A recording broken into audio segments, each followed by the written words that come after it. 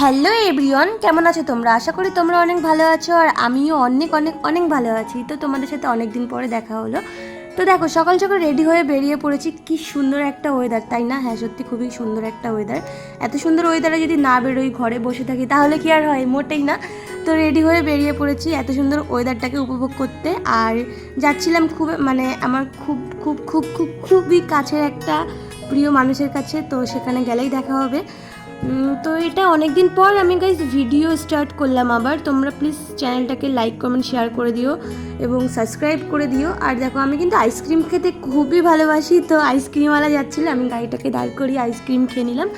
আর যেখানে যাচ্ছিলাম সেটা হলো আমার দিদি বাড়ি। তো দিদি বাড়ি ঢোকার সঙ্গে সঙ্গেই দেখছি ফুল গাছে কি সুন্দর ফুল ফুটেছে। আমার কিন্তু ফুলের গন্ধ সত্যি খুবই ভালো লাগে আর ফুলও খুবই ভালো লাগে।